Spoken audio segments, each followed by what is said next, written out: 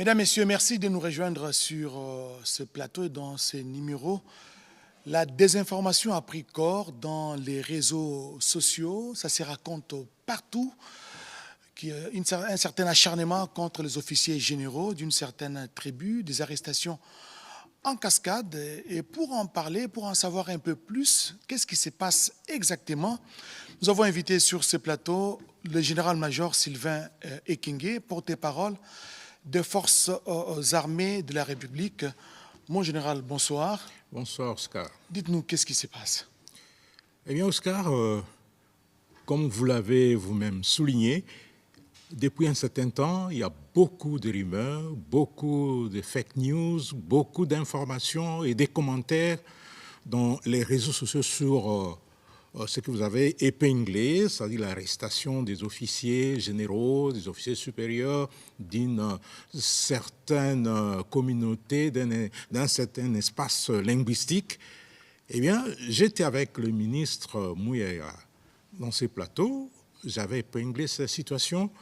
Ce qui est vrai, c'est que, comme vous allez l'entendre tout à l'heure là, nous sommes des officiers et nous sommes astreints à la discipline et au respect des règlements et des lois. Mais pour répondre exactement à votre question, je préfère laisser le général Kifoa, le lieutenant-général Kifoa. Aujourd'hui, depuis hier d'ailleurs, il y a eu beaucoup d'informations autour de cette pseudo-interpellation.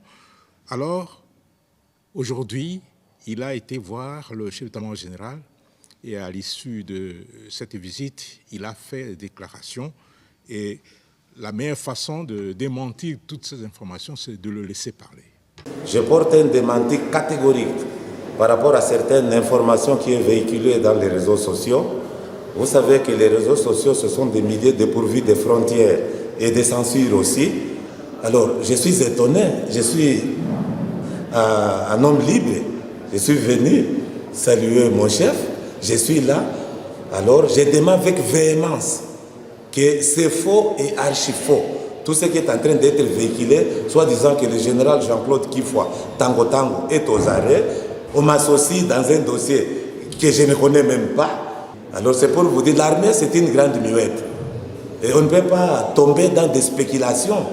Et tous ces gens mal intentionnés qui veulent semer le désordre, créer la division au sein de l'armée, je crois qu'ils n'ont pas de place dans notre corporation. Parce que l'armée, je suis dans l'armée d'abord à titre individuel. C'est pourquoi je me suis engagé dans l'armée, à titre individuel. Et la loi est impersonnelle. Si vous commettez une infraction, on vous poursuit, ce n'est pas la communauté qui est poursuivie. Je suis là, je suis venu, vous pouvez vérifier, vous allez me voir en train de quitter l'état-major. J'étais surpris. Est-ce que par hasard, vous n'avez pas les traces de torture? Regardez, moi, je ne suis pas menotté. Voilà. Et la date est là, le 11 juillet 2025. Donc c'est pour vous dire que c'est faux et que les gens n'attachent pas une importance à toutes ces informations qui n'ont qu'un seul objectif d'essayer de diviser des communautés ou bien d'intoxiquer les militaires. Et après lui, le chef d'état-major général, lui aussi s'est exprimé. Il parle rarement, si ce n'est pendant les causeries morales, mais aujourd'hui, il a tenu à fixer l'opinion sur ces faits-là. Dans l'andi d'informations selon lesquelles le lieutenant général Kifoa, communément appelé Tango Tango, Azamo Kangemi, a dossier à général Sangwa, Bakangi Bango pour l'air simple fait de Baza Batuya, province Songolo, Bakala, Oyatangi et Tanganyika. Et curieusement, na bengi pour la vérifier, ce qui est Azamo Kangemi à solo, il y a Zoseka, la peine à Zokam. Na Tuni. Est-ce que vous avez vu dans la zone état-major parce que j'ai été un peu moi-même surpris. Nous avons surpris. Il y a eu des gens qui ont été en train de se faire des choses. Ils ont été en train de se faire des téléphone. Il est venu librement. Non, non, non, non, non. Il faut vraiment dans le bâtiment état-major général. Batuba tika kokabola armée. Batuba tika kokabola la Congolais. Oza na mbeba na yososali ndima pour répondre yoko. Soki yo ndeko yo camarade ya mutu azaka ngemi na dossier songolo. Mutu be bako interpeller ye. Eliko le batiki no aza condamné akosamba. Sima ya kosamba soki mbeba oyo bazo reprocher ezali ya solo. Ba kokanga ye monsieur de la santé ba kotika ye. Voilà, nous avons suivi les deux interventions. La première du lieutenant-général Kifwa Kambili Tango Tango, qui était supposé être arrêté et interpellé par les services, ce qui n'est pas le cas. Ce sont des déclarations mensongères et des rumeurs qui ont circulé dans les réseaux sociaux. Et vous avez suivi également le chef d'état-major général, le lieutenant-général Gilles Banza Mouilamboué, qui a également démenti tout ce qui se raconte. L'objectif, vous l'avez suivi, c'est justement chercher à diviser l'armée qui constitue aujourd'hui un corps qui est en train de faire face à l'ennemi commun. Vous le savez, c'est l'AFC M23 qui est appuyé aujourd'hui par l'armée rwandaise. À moins que vous ayez un autre message, mon général. Oui, Oscar, je tiens à préciser que, comme l'a dit le général Kifwa et le chef d'état-major général, il y a beaucoup de déclarations mensongères, beaucoup de rumeurs infondées qui se passent dans l'espace numérique et surtout au sujet des interpellations des généraux. Et le général Kifwa l'a dit, chacun est entré individuellement comme volontaire dans l'armée. Et l'armée, c'est un monde organisé. L'armée a des lois, l'armée a des principes, l'armée a plusieurs règlements militaires. Et celui qui ne respecte pas ces règlements, en tout cas, il doit avoir des problèmes dans l'armée. Effectivement, s'il y a des interpellations, c'est que chacun, à titre individuel, a posé un acte contraire soit à la loi, soit à la discipline. Et en posant un acte contraire à la loi ou au règlement, le militaire le fait non seulement en âme et conscience, mais aussi, comme je l'ai souligné, à titre individuel.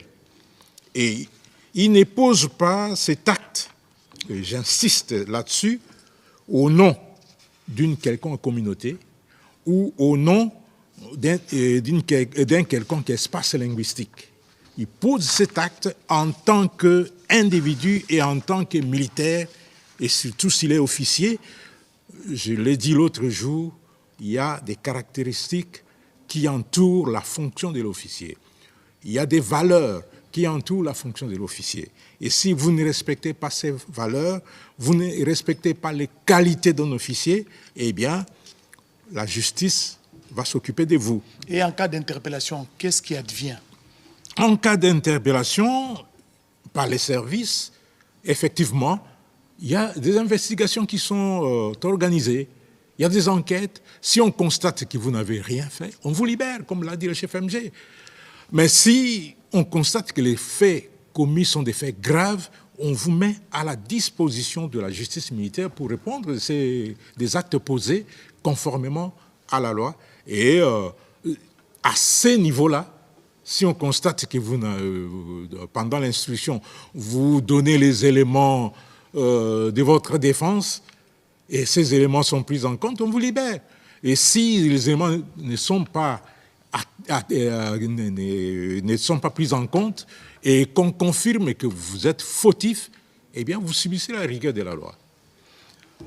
Et aujourd'hui, il y a beaucoup d'interférences, parce que je sais que l'armée a ses caractères apolitiques. L'armée est apolitique, il a plutôt un caractère national. Mais oui, aujourd'hui, ce qui se raconte dans les réseaux sociaux, c'est autre chose. Ce que vous dites est très important. Les forces armées de la République démocratique du Congo ont toujours insisté sur leur caractère national et apolitique. Alors, elles sont sans coloration politique, tribalo-ethnique ou linguistique. Moi, je suis originaire de l'Équateur, mais chez moi, on ne me connaît même pas. On ne me connaît qu'en tant que porte-parole de l'armée, mais il y a beaucoup de gens qui ne connaissent pas que je suis de la Chuapa, je suis d'Ikela. Ça, ce n'est pas ça qui doit caractériser un officier citoyen militaire. Mon espace linguistique, ma tribu, mon ethnie, mon parti politique, c'est la République démocratique du Congo, point barre. Et ça, c'est pour tous les militaires. Alors, il faudrait qu'on cesse d'amener la division dans l'armée, comme le général Kifoua l'a dit. Il faudrait qu'on cesse de s'immiscer dans des questions militaires. On ne peut empêcher l'armée et la justice de faire leur travail. En cas de faits graves qui sont reprochés à un officier, général soit-il, en tout cas, il doit être interprété et puis il doit fournir les éléments de défense. Et s'il n'est pas coupable, on va le laisser. S'il est coupable, il va subir la rigueur de la loi. L'armée doit rester loin des querelles politiciennes et loin des divisions que l'on veut amener en son sein. Une certaine opinion a toujours décrié ce que l'on qualifie aujourd'hui de détournement, des trahisons. Mais aujourd'hui, quand on interpelle, apparemment, on semble oublier ce qui... Ah, voilà. C'est exactement vouloir une chose et son contraire. On décrit, on dénonce la trahison, on dénonce l'infiltration, on dénonce le détournement au sein de l'armée, mais lorsqu'on met la main sur les responsables, et vous voyez, même les politiciens commencent à crier, alors qu'ils sont les premiers à dénoncer. Et puis on essaie d'injecter ce venin de la division au sein de l'armée. Donc l'armée, c'est une structure, c'est une organisation bien carrée. Quand il y a des problèmes et qu'on constate qu'il y a des problèmes, on va arrêter et on va déférer devant la justice le responsable des actes posés. Ça, c'est pas négociable au sein de l'armée puisque la discipline en dépend. Et la discipline, dit-on, c'est la mère des armées, c'est la reine des victoires. Donc, en définitive, il ne faut pas s'immiscer dans les dossiers qui concernent l'armée. Non. Nous, on ne s'immisce pas dans les dossiers politiques. Il ne faudrait pas que les politiques viennent s'immiscer dans le dossier de l'armée.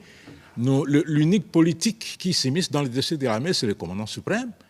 Et à part lui, c'est le ministre de la Défense nationale, le vice-premier ministre, ministre de la Défense nationale. Et eux, ils représentent tous les gouvernements, tous les politiques pour parler de l'armée.